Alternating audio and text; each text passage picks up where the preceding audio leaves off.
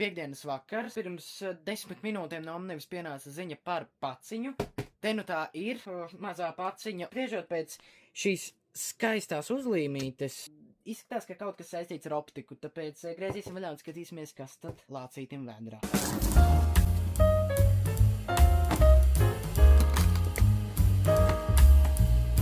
Un es nebiju kļūdījies, tā patiešām ir optiska ierīce, teleskops. Evostar 72 ED.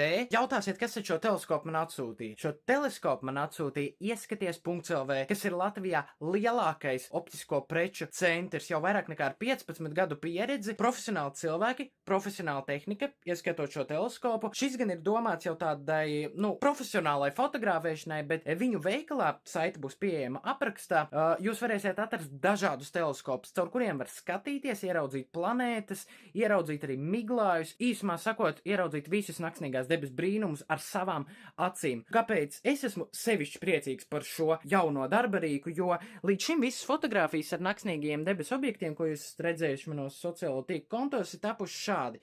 Vienkārši ar digitālo kameru un telefoto objektīvu, kas nav slikti, bet ja ir specializēts rīks, tad labāk ir izmantot to. Mēs varam paskatīties, kā tas izskatās pilnajā darba komplektācijā, jeb tā teikt, gatavs fotografēšanai.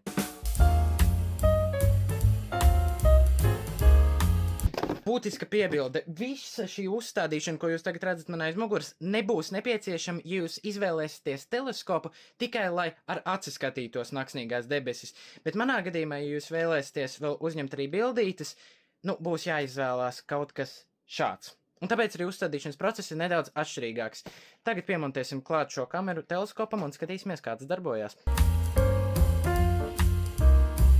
Saliekot to visu kopā, tas izskatās apmēram šādi. Sarežģīti, bet skaistas fotogrāfijas prasa upurus. Tagad gan neko skaisti nofotografēt nevar, jo ir apmācies, bet apmācies nebūs mūžīgi, tāpēc gaidam pirmo skaidro nakti. Piesakojiet man, piesakojiet ieskaties.lv, tad, kad būs pirmā skaidrā nakts, izliksim šo teleskopu ārā, dabūsim pirmo gaismu, un tad jau redzēsim, ko caur šo teleskopu var redzēt. Tiekamies!